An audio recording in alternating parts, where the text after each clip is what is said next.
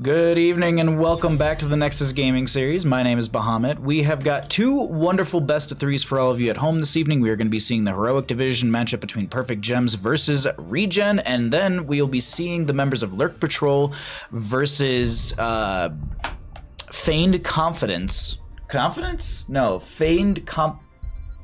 Competence. There we go. Not confidence. Competence. That's gonna be Division B West. My name is Bahamut. I will be your host, your caster, your very good boy. Thank you for coming by. Zell, how's it going? Pokecheck, how are you?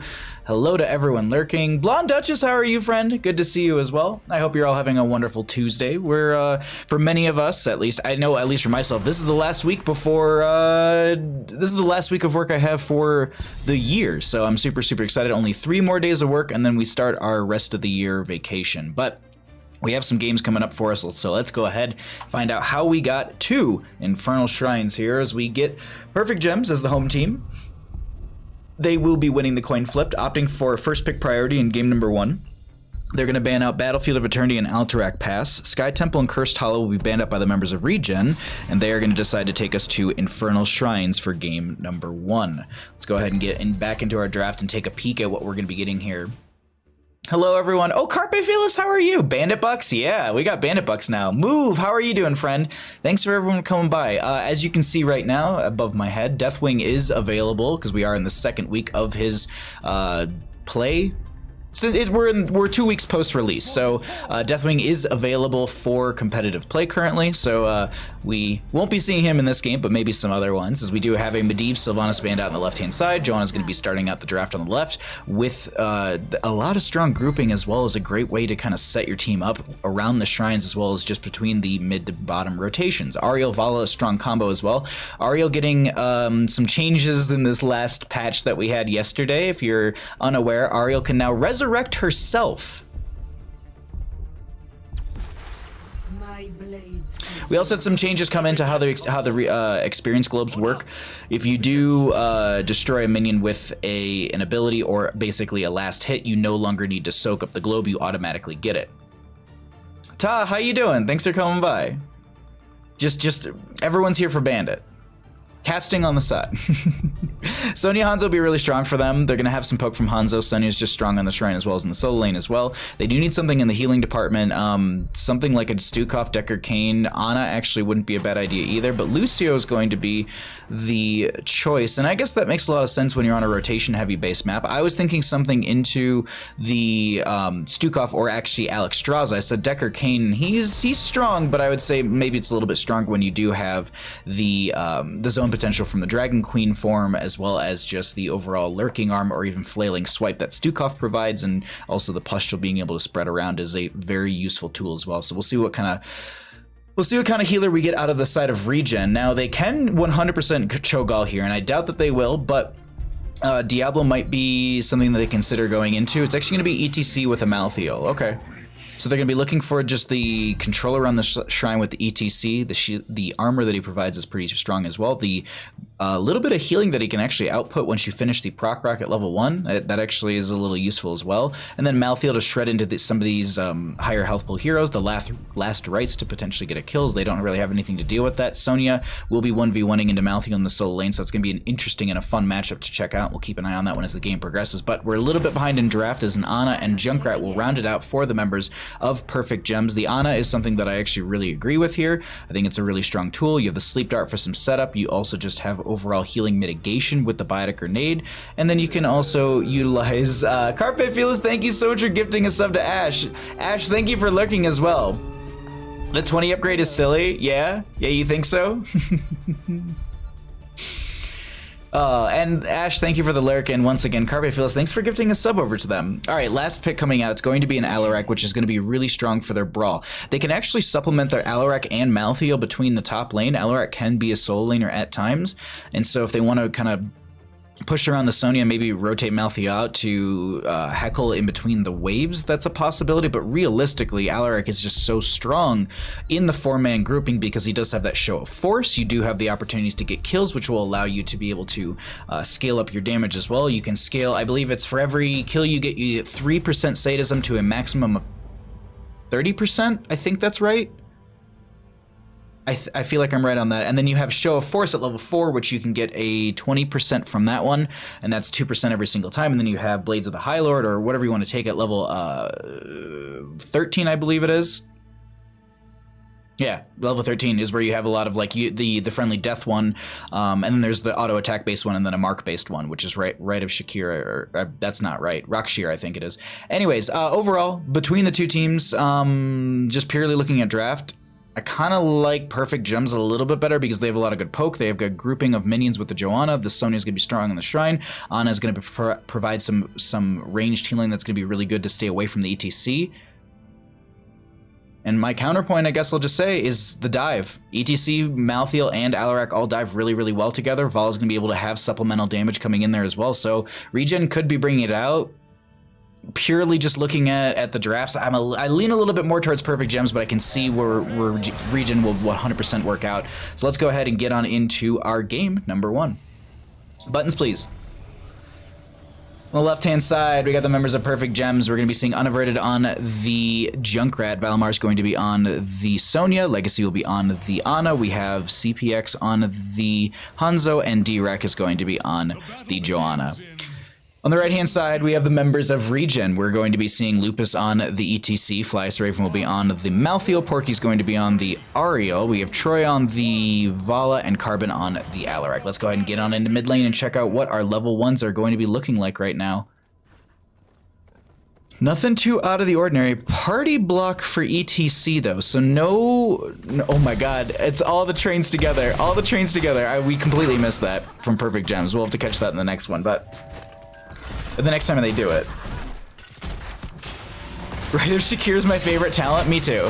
I know I said it and I was just like, wait a minute, my brain's doing something right now. Is Valimar going to try and dive into Flyest Raven? We are going to be seeing Carbon trying to throw out a little bit of damage and also some control into Unaverted, but no one really going down here, just a little bit of poke between the two teams. Also, speaking of poke, we have, oh my god, that's going to be ReGen with the first kill right there into Perfect Gems as D-Rek needs to get out of here. Something I wanted to point out really quickly is we just saw that blind come out. In the latest patch, blinds are now, I guess cleansed or removed. Removed is probably a better word for that. But blinds are now removed by Unstoppable. So it used to be just like silences and like hard CC, but they've added in blinds as well. So we'll have to see. We'll have to see how that one works out if it stays. But Alarak going to make a quick rotation at the top lane, and Sonya's going to get picked off right there. Alarak already looking at 106 sadism. They did not go into the extended lightning at level 1. I believe that's level 1 or it might be surging lightning. I can't remember honestly off the top of my head right now. Either way, they didn't go for the 10% reduction, so they're just building sadism. We could be seeing them go for the applied force at level 7. That's a really good way to have more control with your telekinesis. That does reduce your sadism by 10, so building up a decent amount right now. That was a very good Junkrat concussion mine. It's not going to get Lupus close enough to the gate, as with the couple kills they've gotten, they've actually are looking at about a half a level lead on the side of ReGen. We are going to be seeing an Arcane Punisher as the first one for top lane.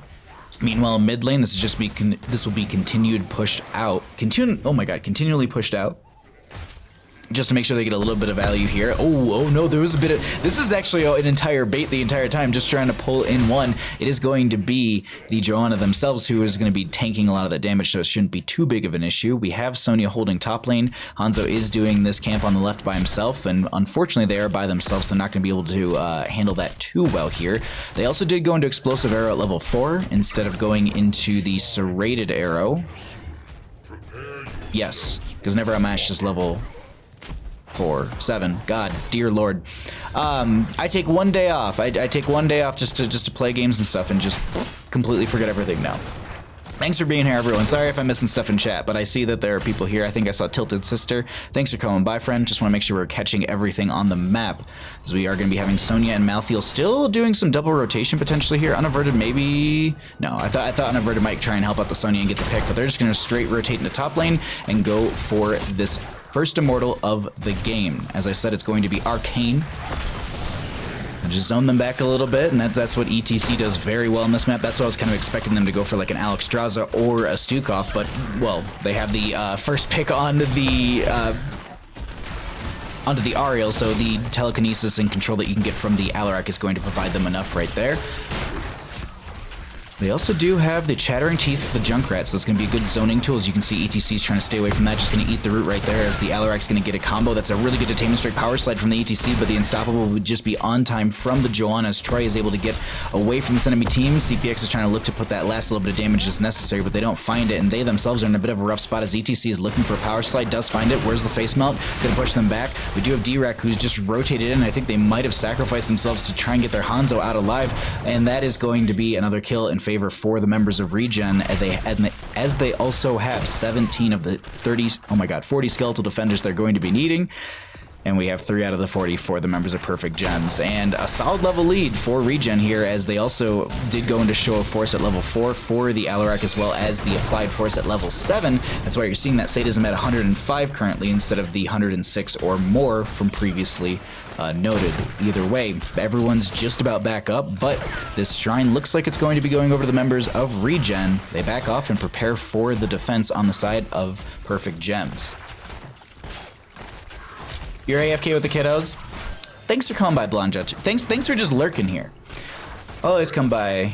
You turn my mediocre Ming into something it's not, and you want me on flattery. No, seriously, that Li Ming, like I actually watched that clip not too long ago. That Li Ming cleaned up, and Cat Peach and I were dying.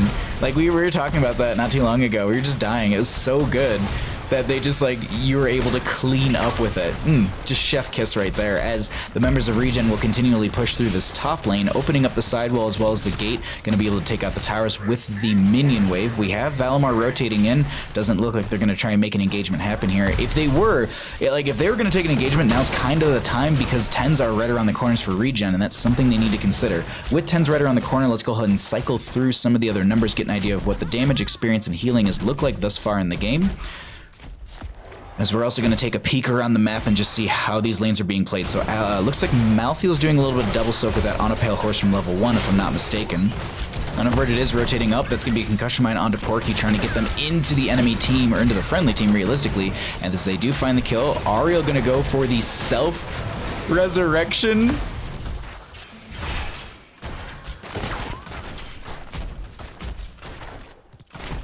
Just... Alright. Blast Reds is going to go into CPX. A little bit extra damage from Troy to make sure they confirm the kill. Flyest Raven getting very low. That's going to be ETC going down before they get out. Concussion Mine actually sidestepped by Carbon. Very good. Flyest Raven with some 70 health. Yeah, I mean... I can't, the resurrection, I wasn't ready for it. Like, it honest to God caught me off guard. I was not ready for that right there, as Unaverted is going to take a little bit of damage. This top lane pressure still coming in. Troy tanking onto this fort. That's going to be the extended lightning to find the last little bit of kill, but Reptire's coming out. Sleep. Oh, it exploded a little too early, and Unaverted doesn't get the kill into Troy. Top lane fort just about going down, but Carbon, have you overextended a little too much? Ariel is here. Top fort with just a sliver of health, as Ariel is going to sacrifice himself. Carbon going to be able to make it out just fine. Ariel can use this ability while dead to resurrect herself. There we go. That's cool. I don't know, maybe it might just be the UI that I'm using, but we can see there. Actually, if I swap off to a different team, no, it doesn't matter. We can see it on whatever UI we're currently on, or whichever team we're on. Okay, alrighty. Well, top lane fort does go down right there. Let's go ahead and take a peek and see what the members of Perfect Gems are seeing, as well as how they're going to be playing their lanes, because we haven't really focused too much on that. We've just been kind of seeing everything, and while they are a little bit down here, especially in some of these team fights, let's get an idea of how they're posturing and some of the decisions they're trying to make, because they are going to be... Oh, this poke back and forth is so very good. Telekinesis from the Alarak once again. Shrine activating in the bottom lane, going to be Mortar Punisher. We do have CPX finishing out the simple geometry from level 1. And now, we're just kind of setting up for our Mortar Punisher that will be popping up in bottom lane. Both teams have not got much siege down in this bottom lane. Oh, well, actually a little bit more so on the side of ReGen. Perfect Gems has a little bit of their gate down, but I don't think I'll count them out just yet, as I'm also skimming through the 10 talents, making sure I'm not missing anything like Leap or, you know, Eye of Horus. Oh wait, no, the Eye of Horus there was really no one to boost per se, so that's a Hanzo arrow just point blank to buy them some time, and it looks like it's going to work out for them. Oh, wait. No, it's actually for the Johanna, but oh my god, D-Rek is somehow staying alive. Legacy might have just had enough healing coming into the friendly team overall, as we are going to be seeing D-Rek tapping well coming back in. Sonya going to be rotating in from top lane.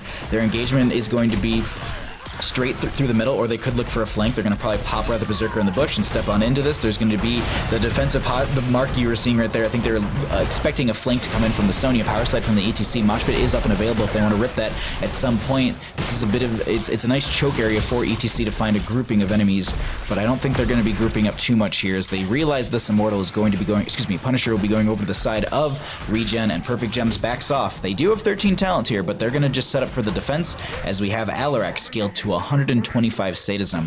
Really quickly before we step up into this, let's look at an idea of where that's coming from. So 10% from takedowns, reduction 10%, 21% from takedowns, 14 from show of force, and there's the right of Shakir, which I'm probably saying wrong. We're just going to call it the right of Shakira on this stream, and we'll be done with it as they don't have any percent on that one, but they might have actually gained some in the last couple seconds as they are going to be still sieging in through bottom lane. ReGen making quick work of this bottom lane fort in game number 1, but they're going to back off and say, you know what, this Punisher's going to be pushing out. We don't need to be too aggressive with this. Let's go ahead and grab some camps, get some pressure, and I think they're banking on the fact that mid lane should be next. They haven't had a Punisher in mid.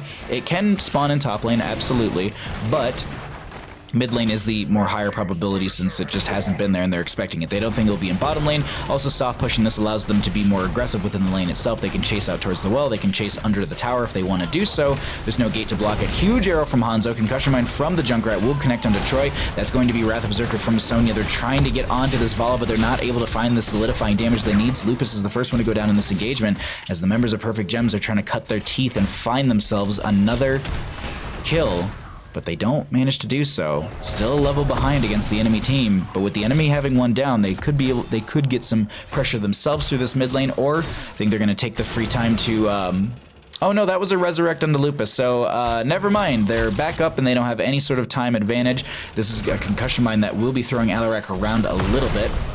You were seeing that sounds, and that's from the Sticky Wicket. Eye of Horus is catching so many members in this tight barrel. That's going to be the interrupt as they don't find the kill. One more Eye of Horus, like one more shot could have been what got that kill onto the Malthea, but they are able to cycle out, and we're going to be re-engagement. It's going to be Hanzo the first one to go down with a scatter arrow, almost collecting a kill themselves as the power slide will set up a second kill for ReGen, and they are rampaging through game number 1 on Infernal Shrines. They realize that they have a good wave in bottom, and they back off and say, you know what, let's go to mid.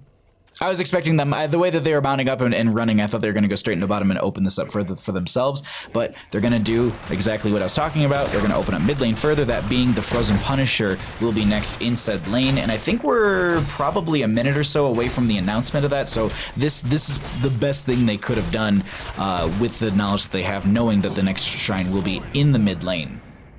Ghost Dunk, what's up, bud? Perky feed. They were the first one to die in the game, but I believe they were the first one to die on their team, but then they self-resurrected. And I think it was just that this is the game plan right now. It's like, we're going to take over-aggressive fights, we're going to potentially lose them, but as long as we're only losing one, we'll just resurrect, or potentially even self-resurrect themselves, because that's what happened.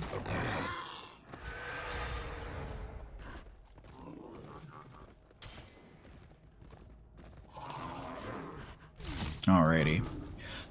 16 talent here around the corner for Perfect Gems, as we also do have Malthea grabbing the camp in the top right.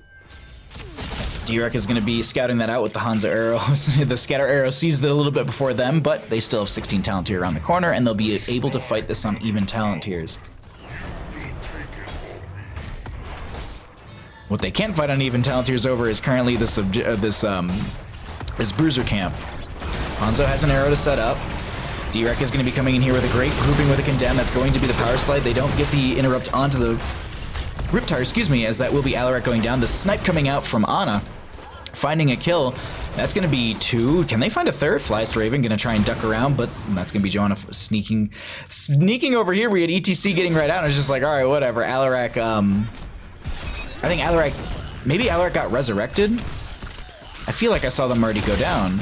I might be wrong on that completely. Either way, that will be... Well, actually, no, they can't be resurrected if it's off cooldown. So that's just going to be... It was just a later kill, and I thought they got Alarak way earlier in there. That's going to be ETC pushing up the bottom lane, trying just to force the enemy team to not... well, to basically have to back and worry about this bottom lane, so that way they can't get more value through this mid.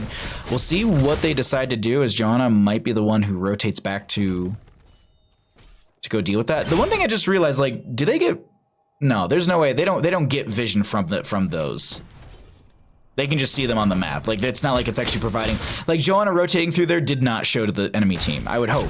I don't think it should. We just jumped over to their vision, and it's not showing anything around those. I'm sure chat knows the answer. Chat always knows the answer.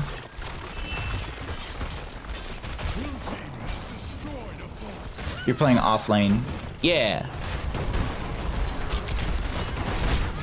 Are you hearing? Okay, I'm missing parts of chat. It's confusing now. This is gonna be ETC getting thrown around, Blessed Shield coming out. They're just chain CCing onto Lupus, and that will be Hanzo ripping a great arrow, finding a kill. And the members of Perfect Gems have turned this around to the last minute. This is going to be potentially going down here as Flyest Raven's trying to make it out alive. That will be the scatter arrow just missing. Troy did force CPX to use the agility over the wall, but they do confirm a keep through mid. ETC and Ariel are down, but she's down for the next 1 second. She just self-resurrected behind the team. Concussion Mine actually going to be throwing them in the wrong direction. Valimar is the only one hitting the core currently, and this is a bit of a split. They need to either refocus or leave, and this is, yeah, they also have that camp and bottom lane pushing, or excuse me, just the catapult and wave pushing down here, so they want to make sure that they get that experience as well as deny themselves losing a keep, because that was probably one of the most insanely strong pushes for a team in a behind game for them to pull off. Like, consistent kills that pulled them back into even kill range. Look at the experience gap now. Completely close it off. Let's actually cycle through the numbers once again, get an idea of what those look like. Gonna grab a camp for mid lane to apply some more pressure. Looking to open up bottom lane further. The Arcane Punisher will be in bottom next, and we can see that on the minimap already. Might as well try and open this up, get some value. Also, taking down this fort, which I don't think they'd be able to do right now, will allow them to have the matching catapult pressure in this bottom lane, so it's going to be every third wave, or periodically, if you will. And so this keep lost a little bit of health, but they're banking on being able to get a couple kills here and continue their momentum, as Lupus is so slowed. Whew. I believe Johanna had the... She finished, yeah. She finished this out. She finished Subdue. I was like, man, that had to have been a Subdue that was already finished out. But we do see them still continuing to push down bottom. This will be the Chattering Teeth as well, just to zone back the team. They're just going to eat those roots right there, as Carbon taking a bit of damage, trying to scale up the show of force at level 4. ETC going to get slowed, and they end up going down. Now they step further forward. Resurrection is coming through for the ETC. Riptire coming out as well. ETC going to be pinballing around really quickly, as that'll be a mosh pit immediately interrupted by Direct. Troy taking a lot of damage, does get healing. Alarak finds the deadly charge for the kill right there, as we do have the lacerates onto Valimar healing. Eye of Horus is going to be coming out, but now they're stuck in Eye of Horus, and that's going to be Ana going down. An absolute insane back and forth, but they're now trying to get the dismount with all of these grenades from Junkrat, and I think they got a decent amount of the... Yeah, they should be able to get out of here. Junkrat should have a concussion mine for themselves, if needed.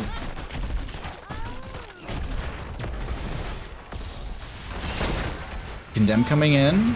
Oh, it's a really good Blessed Shield just to buy some time. Chattering Teeth to zone them back. They're just trying to force them back as much as possible.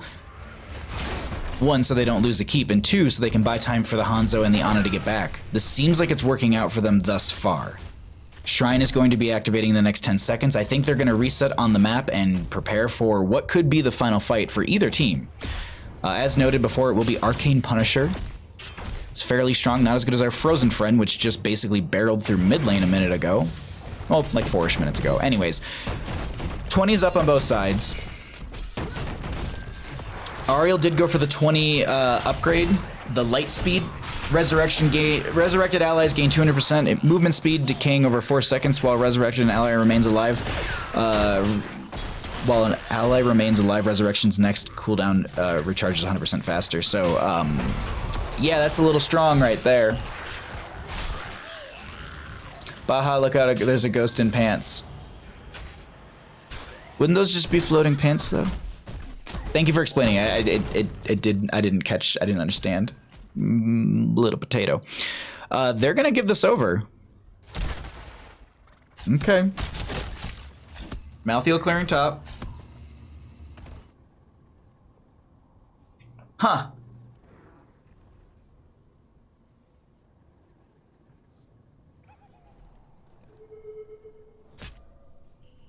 Kira, also thank you for the follow. I appreciate that, friend.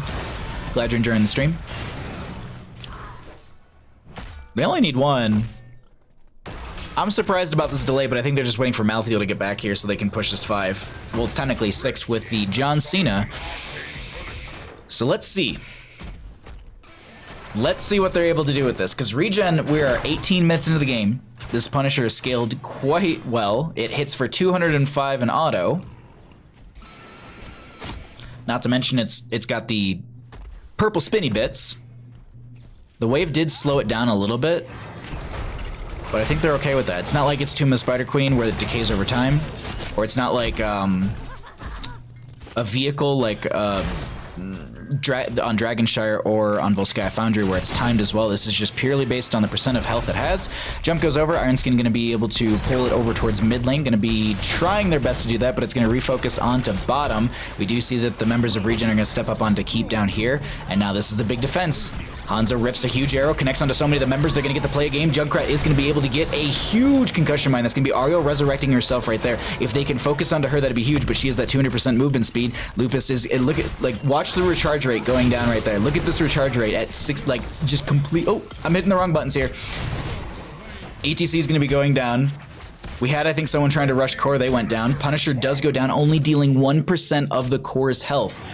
Resurrection is still on that increased, it's that 100% decreased time, so since Porky was the one who resurrected themselves and they stayed alive, it's going to just reduce that speed, or reduce the cooldown faster. We do have the ETC over here, and we have the Vala over there, but this looks like they want to try and move through mid and potentially end game. ETC down for... I mean, these two down, yeah, it's possible. I think, chat, I think we're in for, I personally think we're in for 3 amazing games. If this is the end for game 1, I don't think this is going to be a straight 2-0. I think we, me personally, I think we go to game 3. But even then, I'm not counting this one out just yet, as this is going to be a concussion mine on a fly surviving. Great chain CC going to be going to them. That's going to be Porky trying to get the resurrection. They do find it, so they will get the resurrection onto Malthael. They do have that movement speed, and that's why you're seeing them move so quickly around the map. Ariel, oh, that's going to be lacerates onto Valmar, but they have so much healing, or so much just sustain on themselves. That will be Alarak going down. Sonya does go down as well. Malthael going to be picked off. This is going to be core around 53%. Troy so very low. D-Rec is going to get their unstoppable proc right there at their level 20 as Troy is trying to put the last little bit of burst damage onto them, but it's not going to be enough, and the members of Perfect Gems bring it back for a second time and close out game number 1 on Infernal Shrines. GG. Well played.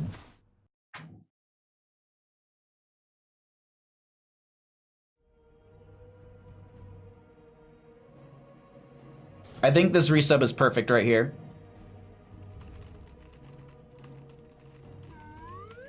Toxic Caster. I will follow you to the end of the world. Subscribed. Porky feed. Porky feed.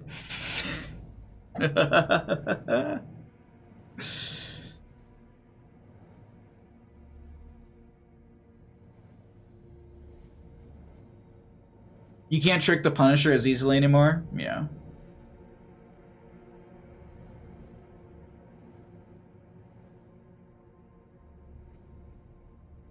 Alright, let's show talents really quickly and let me get a message out to the teams and find out what they want to do.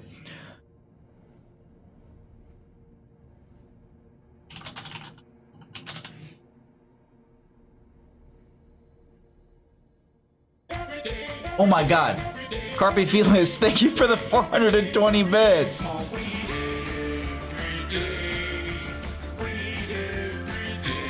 think I need to make that alert louder. So I thought ReGen had that in the bag. Can't wait for the next 2 games. Same.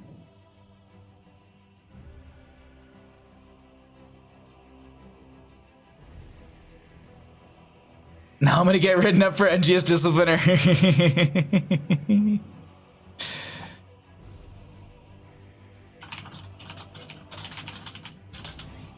Alright, we're finding out what the map's gonna be. Let's show stats once again, then we'll jump back to Bandit and I. Quick, delete the VOD. Hey, Bandit. You doing alright? Alright. Back to Bandit and I, and let's update our scores and find out where we're going to be going for game number 2. Okay, I have a map. Dun, dun, dun, dun. Okay. How is everyone doing this evening? How are you all? You having a good day?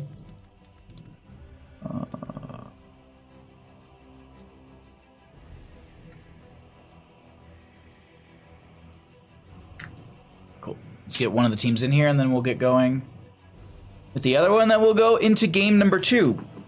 While we're kind of all hanging out, I do have my schedule set for the week. So if you're wondering what the schedule is going to be, okay, we just decided to bring everyone in here and I don't.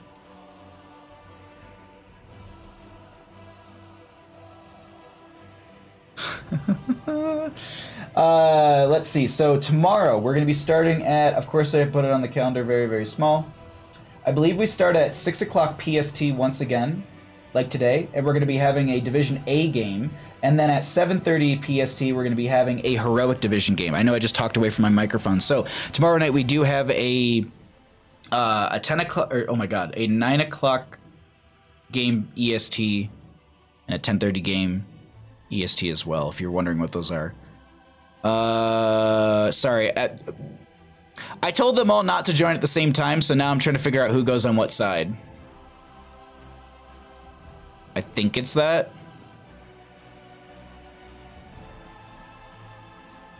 I think that's it. I'm playing Storm League, so my night can't be going great. I am playing butting, Storm League, so my butt can't be going great. Yeah, butt spot not wrong. Sorry. All right, I was getting everyone in here. Let's do this really, really quickly. Okay, that tweet got sent to Nexus Gaming Series because I want to read this off properly to all of you. Let's see. My casts. Tomorrow night, we start out at 6 o'clock PST with it's going to be Beast Coast versus Main Tank Uther. There'll be Division A. And then after that at 7:30 PST, we have TTW versus Anti-Clown Association. Those will be the 2 best of 3s we have tomorrow night. And then on Thursday, we are going to be having the Cup number 4 finals or something like that. The final cup for S Division qualifiers for Heroes Lounge. That'll be all Bahamut, do you remember? Casting Chair League game years ago. Oh my god.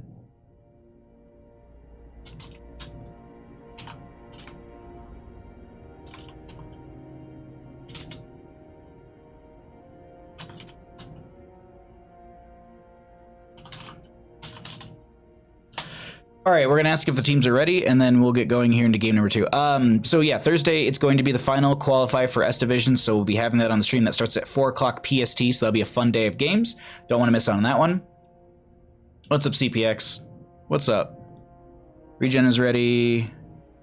That team is ready.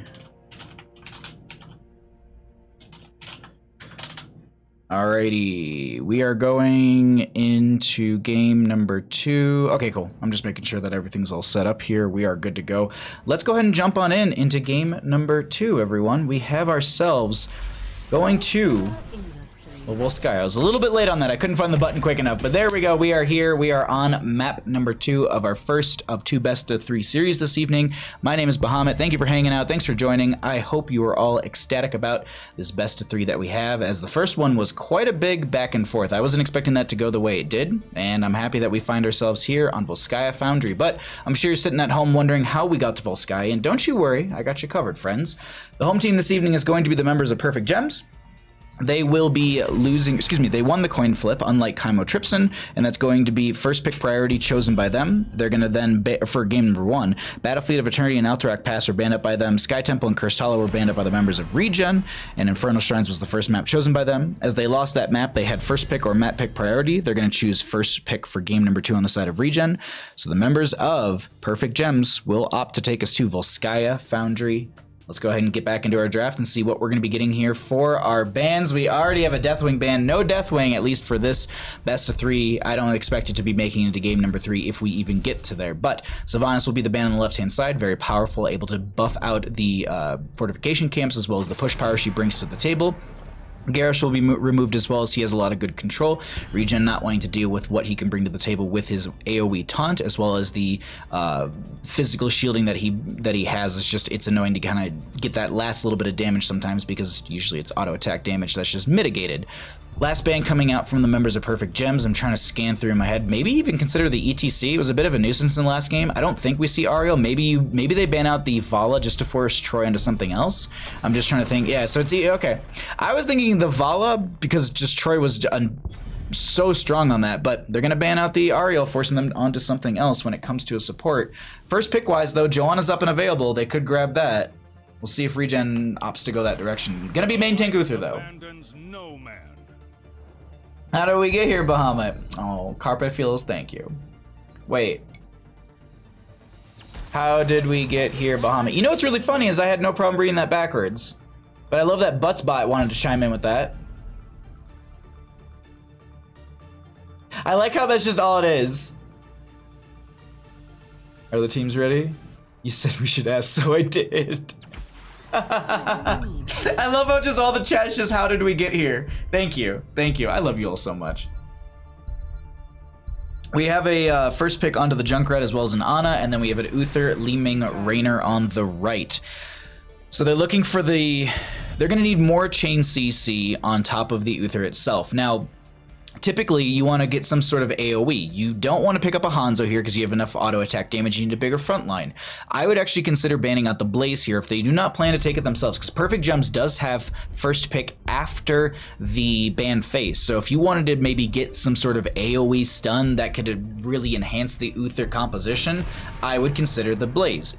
Deckard Cain will be banned out here, as they don't want to have him with the root as well to be able to come in here. Healing mitigation on top of Ana or anyone in general is going to be very strong. So I guess just getting rid of that is the one thing they really don't want to deal with. But ban-wise on the right-hand side for ReGen, they're looking at a team that does not have a tank, a solo lane, or some follow-up damage. They could consider going into a Hanzo ban here. Hanzo actually did a lot of good work for them in the last game, so they could force CPX onto a different hero, but it's going to be Mal'Ganis.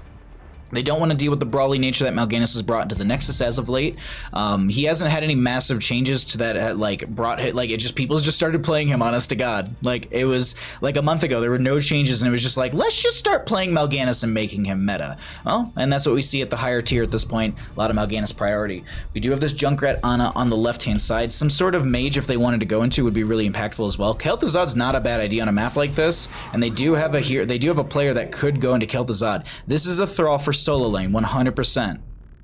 I didn't expect this to be I was gonna say Crash Lightning or a Trash Lightning Thrall, but Crash Lightning Thrall to rotate between lanes with teams. I think we're gonna be seeing Echo the Elements. We did actually see Rolling Thunder get some changes as well. I believe that was the only change that Thrall had in the last patch. Was just onto the level 1 Rolling Thunder, trying to bring that more towards the meta side of things. But these last two picks coming out, they're going to need more chain CC to follow up with the Uther. I love a Blaze here, but it's going to be a Malfurion with a Zeratul. So they're just looking for damage and aggression on the side of ReGen. We'll see if this works out for them. Now, last pick though coming out from the members of Perfect Gems. Me personally, I like the Kel'Thuzad. I think it could work out for them.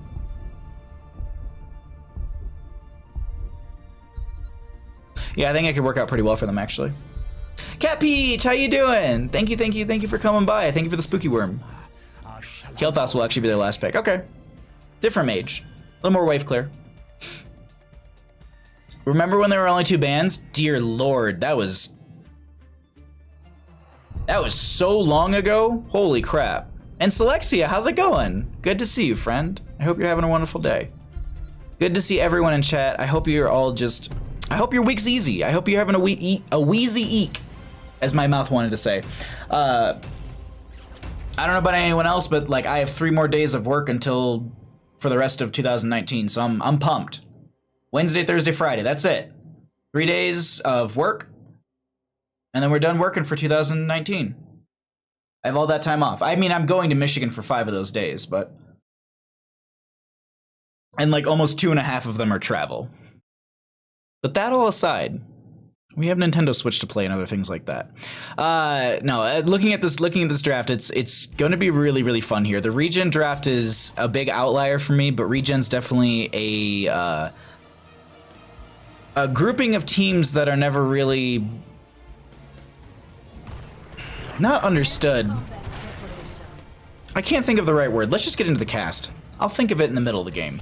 On the left-hand side, we are going to be having the members of Perfect Gems. We are going to be seeing CPX on the Kael'thas. We have D-Rec going to be on the ETC, Unaverted on the Junkrat. Legacy will be on the Ana, and Valimar on the Thrall.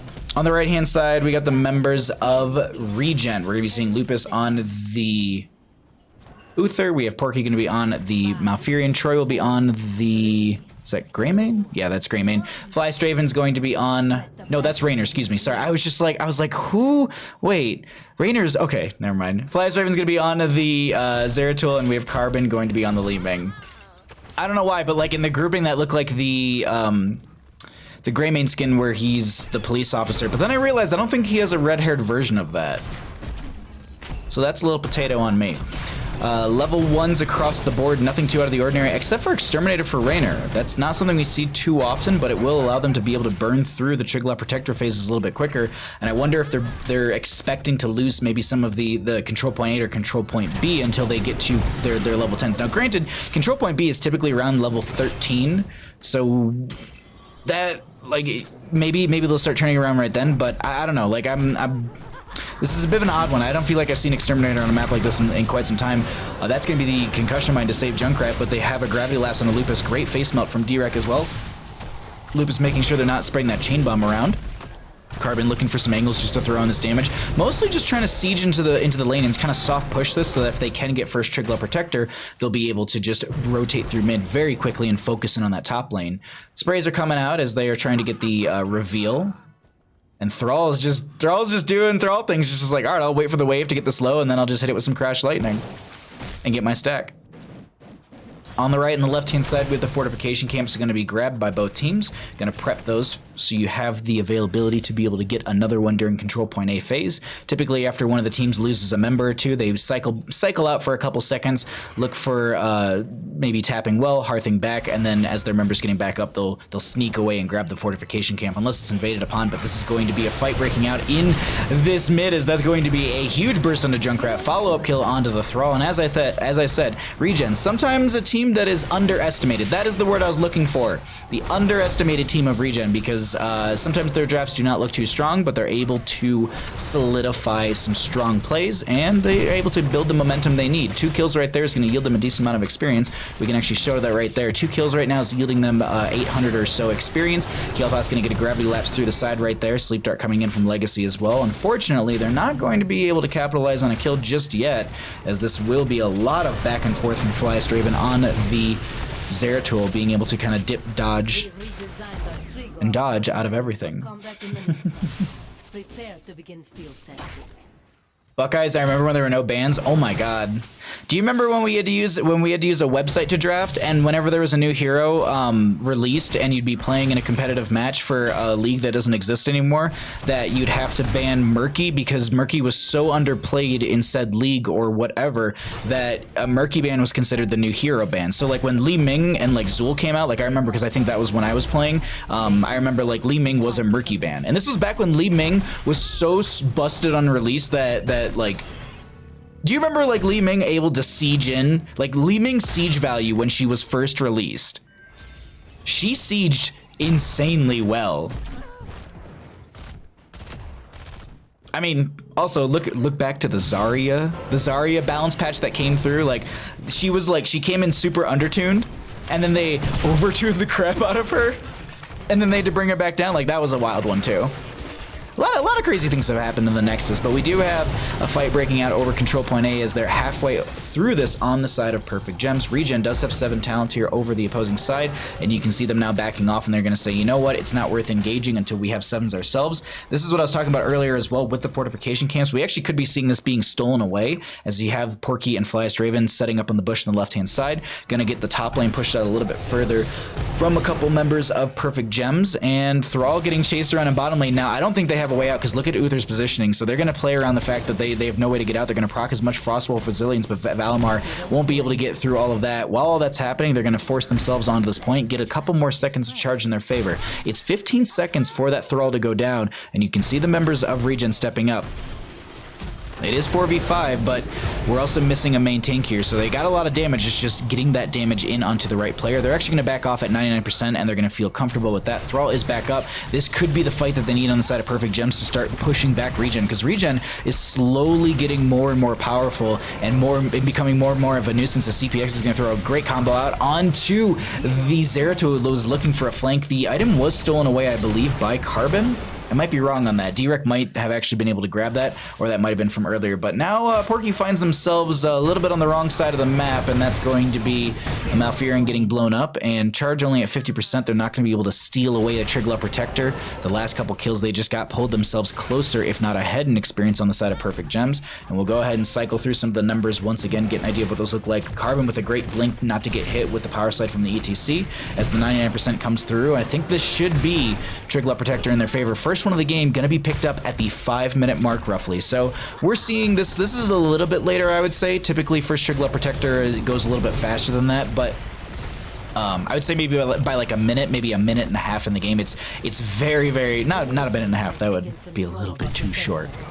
But still, like they're really like, they're burning through this game right now when it comes to the engagements. We've had some wonderful engagements already. It's 2 to 3 in kills. We're just about rounding into 10s, and the top gate is going to be falling in favor for the members of Perfect Gems. They are going to be looking to get onto this top lane well to reduce the lane sustain during the next engagement on control point B. Unfortunately, ReGen is not allowing Perfect Gems to step up with a Trigla Protector. They've got everyone up here except for the Thrall, who is seen on minimap. This will be the wall going down, so they've gotten what they wanted, but now Flyest Raven's going to be looking to make a play. Dives on a CPX. That's a lot of damage on the Flyest Raven. Mosh pit right over here, and I thought Flyest Raven actually blinked into it, but that was just Malfurion getting caught in that. Flyest Raven was able to get on the bottom left of your screen, but Uther does go down as well. Some Ghost Healing will be up and available. That's going to be Pyroblast into Troy, but there's no kill onto them. They're just going to eat that right away, and I think realistically, they can take down a fort in top lane. Uther just now going down, ETC finding another setup and a pick, and Perfect Gems with the momentum being built and carried here in game number 2. ReGen a little bit on the back foot, if I do say so myself. I miss Calamity hitting minions. Essajo on Monker, yeah. Because you couldn't get the new heroes on the website, yep. Drafting back then was wild.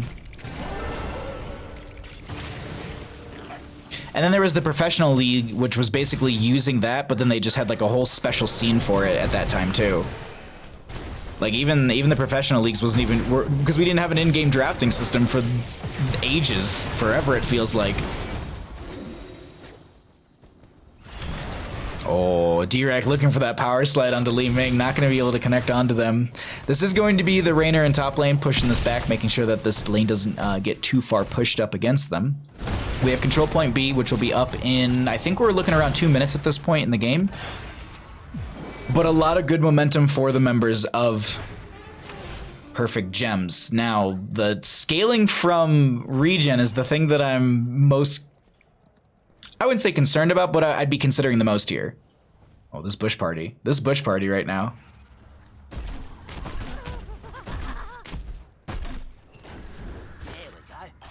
Steel trap going out.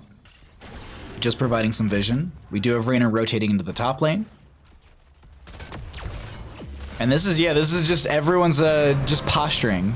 Flyest Raven is seen right there. Gonna try and get a little bit of burst onto a couple members. Gonna dive around, unaverted, taking a lot of damage, but Flyest Raven playing way too aggressive is gonna be going down. And while while they get that kill, they say we're all 4 down here, or excuse me, 5 down here. Let's just siege in. ETC will tank a little bit of this, and let's open up the front gate.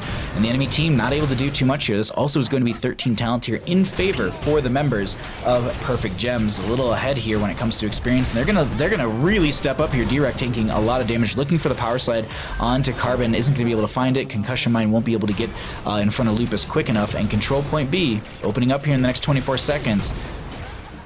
Both teams reset. 13 talent here isn't too far off, so they should be able to confirm 13 and fight over this, but they're going to have to give over probably like 20 to 30% in favor to the members of Perfect Gems. But ReGen, as I said, not far behind, and I keep saying this, like, I feel like their late game team fight is something that we're really about to be entertained by. I love that the Junkrat's currently just playing around the Chattering Teeth, just trying to catch the Zeratul, because it does have the silence on it. Flyest Raven actually playing that insanely well.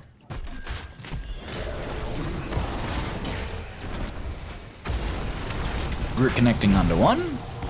ETC does have charge in their favor. Everyone's back up. 13 Talonteers are here on both sides. Raider coming out as well. Charge is given over by ET. Oh, no, not 100%. I was looking at the little bar in the middle as that went down. So it will continue to charge, and you'll be able to get back to it as that's Flyest Raven getting one blink out. Let's actually pull away the talents really quickly. Zeratul did go into the Might of the Nerazim, so no VP to lock them down for a second or two. As that a second or two might be going onto Direk, as that's a lot of damage onto them. Uther did go into Divine Shield as well. And I know Divine Shield got some changes in the patch notes, but I believe that's post 20, or at 20 they actually have the changes, so they need to make it there. And this next Triglav Protector could be taking a keep depending on how this fight goes for Perfect Gems, or we could be seeing the members of ReGen picking up their first, and this being what they need. Flyest Raven going to be getting hit with the Pyroblast. I didn't think it was going to be enough to get the kill, but they managed to find that right there. Thrall going to be popping the Earthquake as well. This is Valmar taking a lot of damage, going to get the healing as well as the Nano Boost out. Riptire came out from the Junkrat, not going to find a kill, but that is Carbon taking way too much damage. Does go down. Troy trying to make their way out. D-Shield goes onto them. Lupus is trying to make their way out, and Porky is trying to heal up as well. They do sidestep that damage from Kael'thas. Seems like Troy... No, Troy is not going to be able to make it out alive, and now Porky and friends stepped back into this. A bit of an odd re-engagement, and they end up losing all 5. That is going to be Control Point B going over to the members of Perfect Gems.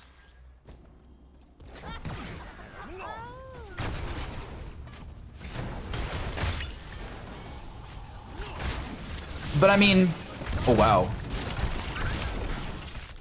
I thought Flyest Raven was going to be able to get a kill right there, make that E2 play, but unfortunately they're going to get picked off. And that means that, as I said, Triglav Protector going over to the members of Perfect Gems, and they can push through this top lane and potentially take a keep. I don't think this will be game ending. Unless they can find a couple more kills, the death timers are really not that long. Zeratul went down, well, about 15 seconds or so ago, because they're already at 15 seconds. It's around 30, 35 seconds for death timers. Keep is going down 100%, but I wonder, do they back off and try and go for bottom lane fort, or if they're going to try and pressure up? The way that they're playing this lane, it looks like, yeah, they want to end. If they were looking to end, they'd be playing with a Triglav Protector on this far side. I know my cursor's very small, but they'd be playing on the far side of that towards the core itself. And I think they realize that the death timers, as I said, are low, and once this Triglav Protector goes down, they have a very far retreat path. And if Li Ming gets one reset, that's going to be their team really giving over a massive lead back to the side of ReGen. And that's why you're seeing them back off and play it the way that they are. I actually really... Oh, Direk goes out. That's going to be a solo dance party. Troy going to interrupt the dance party, unfortunately. Junkrat jumps into the Triglav Protector. Zeratul pushing out bottom lane. And now they'll rotate back into mid. It seems like the game plan is to go for mid lane forward. Divine Shield was pulled out by the Pyroblast from the Kael'thas. Those are, I believe, both on the same timers, so you can actually expect them to be utilized almost at the same time. Maybe it's just, I don't know, a protection from a giant burst of damage. Maybe. Either way, that is going to be Triglav Protector going down. They get a keep and a little damage onto this fort in mid, and that is going to be a fairly good round for the members of Perfect Gems. But, as I said, the scaling is coming in. The members of ReGen have hit level 16, a very powerful level, but they're not too far off from 20, and I honest to God feel like they're playing for that 20. The other thing, too, is Triglav Protector just went down. I believe it's a 3-minute counter, roughly. So we're looking somewhere in the 16 range, a little bit less than 16 minutes into this game. We should be getting Control Point C, and that's where all the fun's going to be really beginning. Looks like CPX is going to be going for a little bit of a ride on the conveyor belt. I wonder if they're looking to set up for a flank into the side of ReGen, and they see this happening. Carbon and friends are able to back off. Lupus sidesteps some damage as well. And that's it. That's it for that engagement, at least.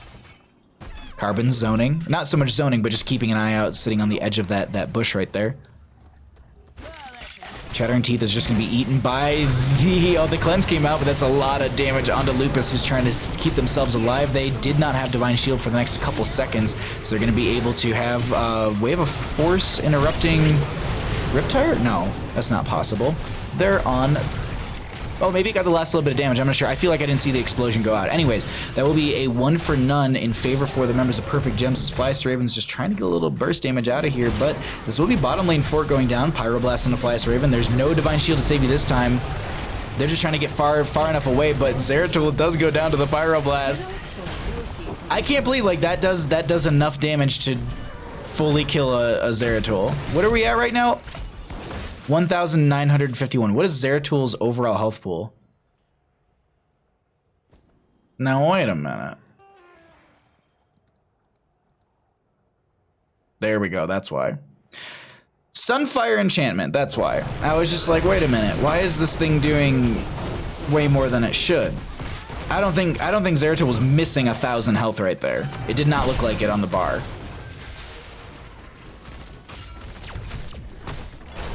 But Zeratul is going to be back. They can look for a re-engagement. 20 talent here, far off for ReGen. Perfect Gem's just playing, pretty much they're just playing their game. Like ReGen has to constantly respond to everything that's happening from Perfect Gem. Like it's just, when you have this kind of map control and this rotational advantage, it's hard to make some, like, some of the decisions are hard because like right now there's really nothing to do on the map. Like, do you look for another engagement? No, they're gonna sit around their fortification camp that was just about to be back up, and the enemy team was trying to force the engagement on the far side of the map. This is a really, really strong tool for Perfect Gems. They have a very far retreat path, a lot of damage initially going into Lupus right there. We do have our control point C open. 20 talent tier should be grabbed, maybe, I would say, off of this camp itself right here. There it is. Oof. And so what do you do here? Do you just try and anti-siege maybe the top lane? No, you're gonna fight. You're gonna try and make a fight happen, apparently. There we go. So I'm trying to find someone without a question telling us we are going to be having a little back and forth here. Charge initially going out. The Zeratul going to be sitting over on the conveyor belt. Flyest Raven a little far from the friendly team. I don't know if they have a blink. Going to be able to blink into them. Another blink to follow up just to get away. Pyroblast coming out once again. They need to get near their Uther. They actually get near them, but the Uther doesn't get the Divine Shield off in time. That's going to be the Riptire going out, finding a kill onto Uther. ETC does go down. Porky taking a lot of damage as well. Silence will be on to the Thrall, who does go down as well. So they do find a 2-for-2 trade here as the channel. Ooh, so far Troy taking a lot, needs to cycle out as that chain bomb does. They don't want to be spreading that around. Sleep Dart goes out onto Porky, a lot of damage thrown onto them, and that's going to be enough. Oh no, the damage over time will be enough to find the kill, and that's going to be channel left. Oh, Carbon was sitting in that bush trying to find some sort of maybe poke value later, but I don't think they make it out alive right there as the chain bomb. The chain bomb exploded at the end. They're looking to Kael'thas, maybe looking to end? What?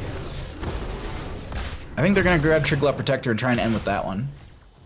Valk, what's up, bud? Thanks for coming by. Nano, thank you, the Nano. I was missing the Nano.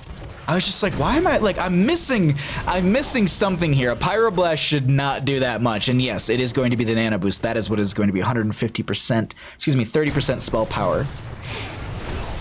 Flyest Raven trying to dive out here, trying to get some damage on a Legacy, but CPX will be the new target. That's going to be the Nano Boost. No Pyroblast for 21 seconds. That'll be the Divine Shield coming out as well. Legacy going for the channel to get in the Trickle Up Protector. Cleanse comes out as well. This is going to be them re-engagement once again. Going to be just, I think they're just trying to keep them from getting towards the core, but Flyest Raven might sacrifice themselves here if they end up doing this ETC. Ooh, Kael'thas actually gets picked off right there from the penetrating round. Solo Dance, Direct. Respecting the mosh pit failure and gonna go for the whole channel time right there. That is a true gentleman. I don't know. I was gonna say gamer, but that's not even right. Uther's holding 20 currently. I would expect it to be Redemption, but maybe they're considering the upgrade for Divine Shield. We'll learn here together, chat. We're gonna learn here together.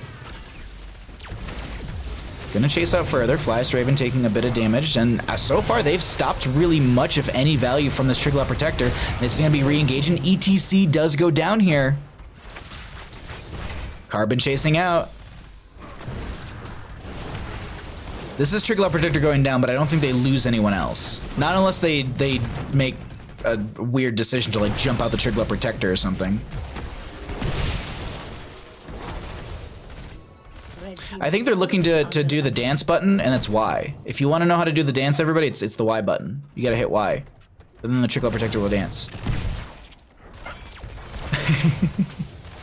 Zeratul clearing out the mid lane. We have, I can't believe that this Trickle Protector is actually gonna be mitigated in a sense. Because this thing got zero, like no value in my opinion. The protector is overloaded. ETC's down for the next 15.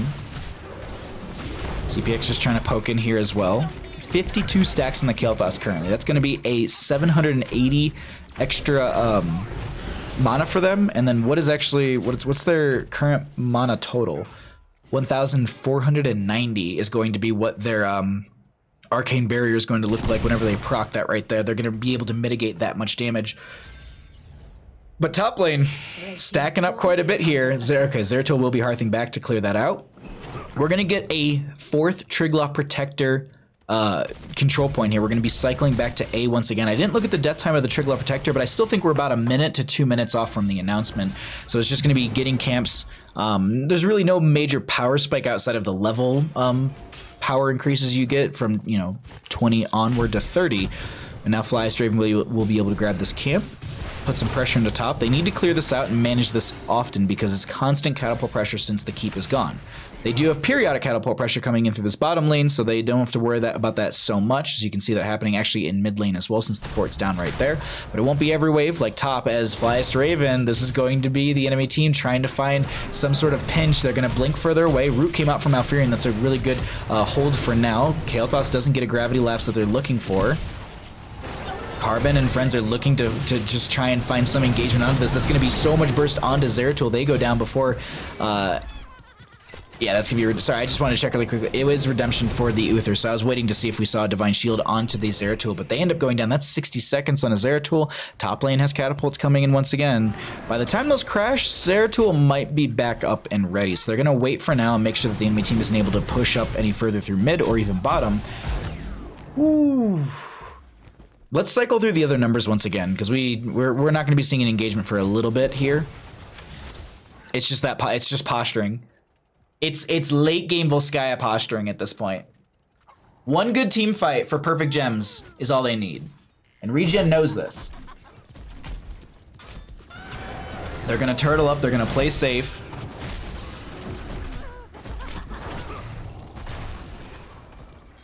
And we're going to wait. I think we're gonna cycle back to the next Triglav Protector. I think it's all control point A. As I said, a minute or two for the announcement. There we are. Top lane is going to be having catapults coming through. Zeratul is back. It's 5v5.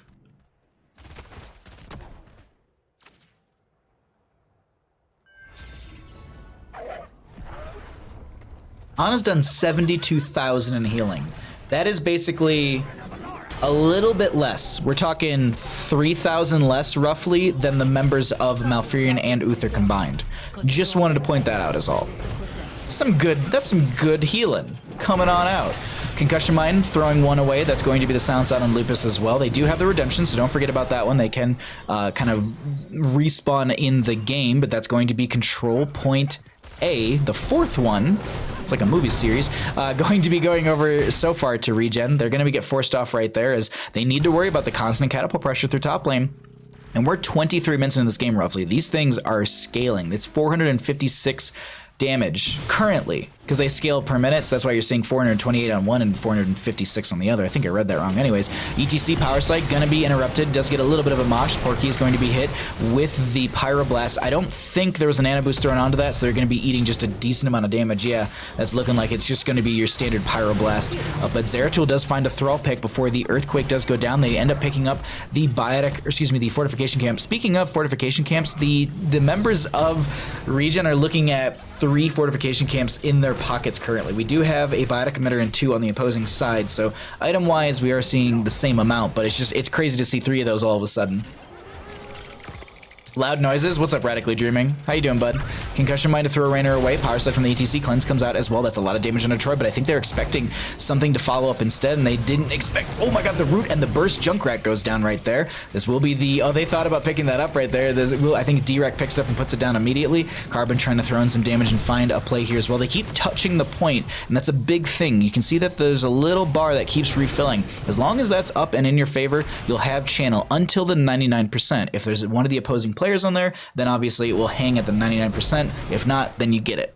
So it's just something to consider. That's why you kept seeing him tap that. But ReGen breathing some life for themselves into this game number 2 of our first best of 3 of the evening. They do have 5% on their core removed already. Look at the catapults stacking up in top lane once again. Red team's score is under These things set for 484 this time, but now Zeratul making sure that these do not get any to little value. They still have shielding, so not going to lose out too much right there. I would say the first Triglav Protector for ReGen is going to be picked up with 605 in auto with 38,000 HP on this big chonky boy. Murda, thank you for the raid. Welcome everyone from Murda stream. We are currently in game number 2 of our first best of 3 of the evening, and this is looking like ReGen picking up their first Triglav Protector of the game. And they're walking this through mid lane. They got a minute 30 on this, and this thing chunks. Power slide from the ETC. Mosh pit's up, but they're not going to be able to. They're not going for it just yet. Too much of an interrupt coming out from potentially Li Ming with that wave of force. She did go into the upgrade at level 20 as well, so it's going to be huge displacement coming out from that one. They need to be wary of that. Rocket Glove forcing one back. That's going to be Pyroblast, Nano Boost. Oh, the Divine Shield just in time, so they mitigate that right there. Earthquake from the Thrall is going to be coming out. We do have the enemy team being split. ReGen looking to back off at this point.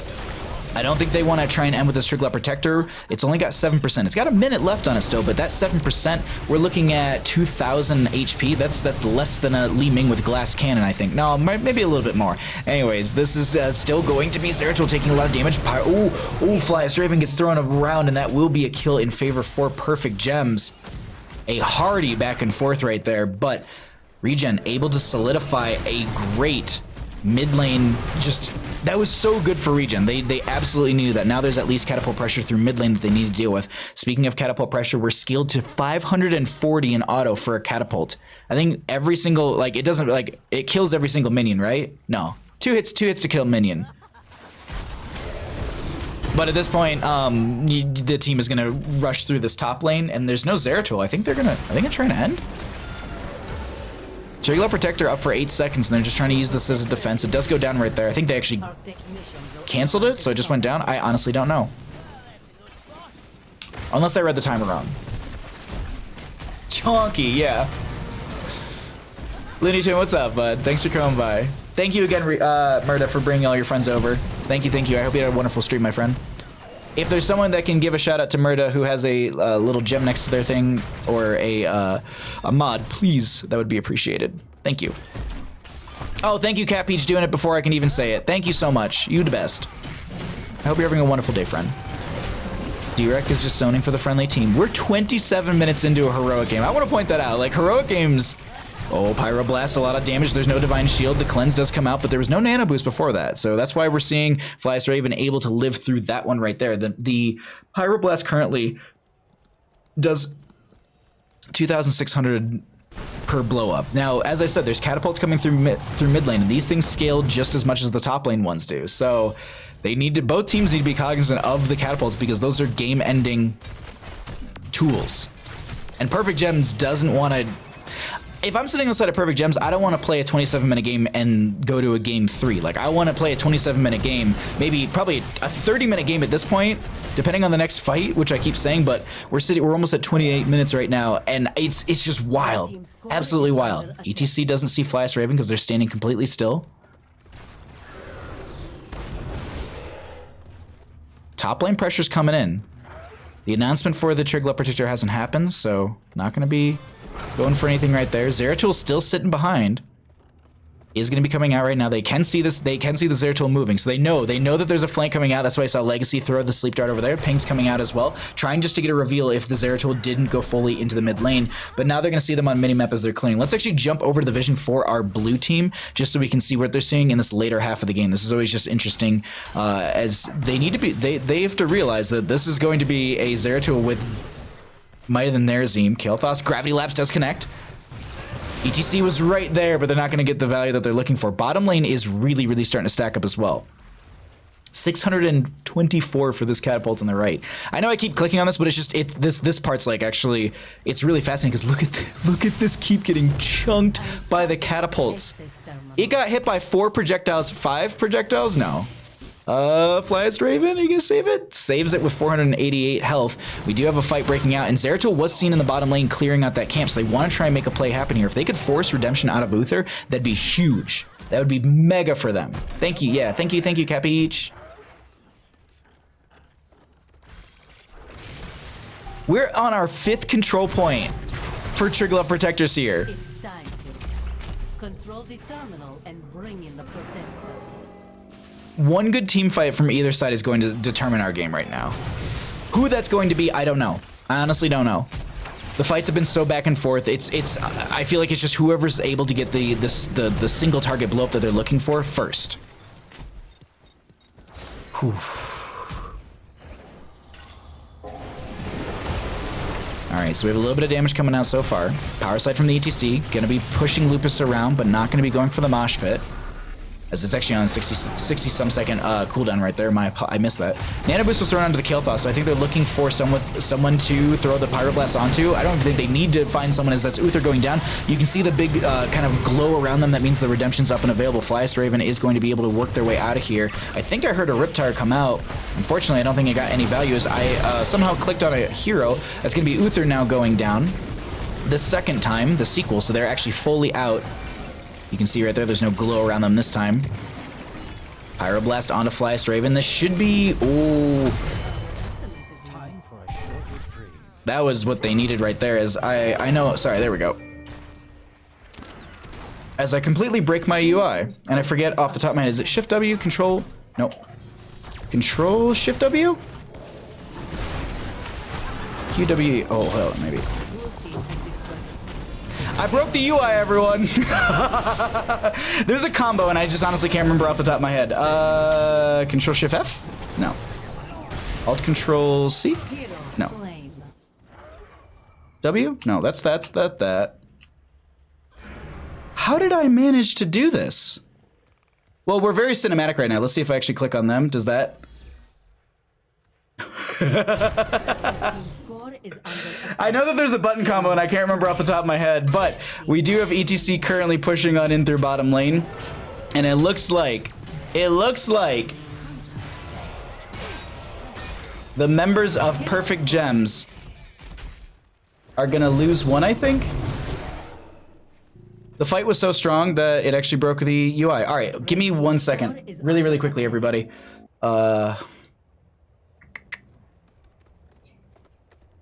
Is everything showing properly on screen? Okay. Ish. I just want to be able to show the fight while I'm looking up the hotkey for this. Ooh, Mosh Pit with Torbus is going to be coming out. Uther's going to be going for a dance party right there.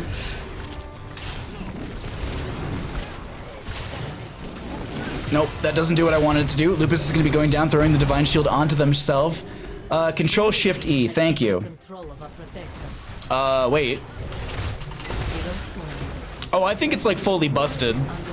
I think busted. Yeah, none of the combos are working right now. Because the weird thing was I didn't even hit shift. Red team's core is under attack. Well, core's going to be falling. That's going to be game number 2, going over the side of Perfect Gems. They closed it out in a 2-0 fashion. GG.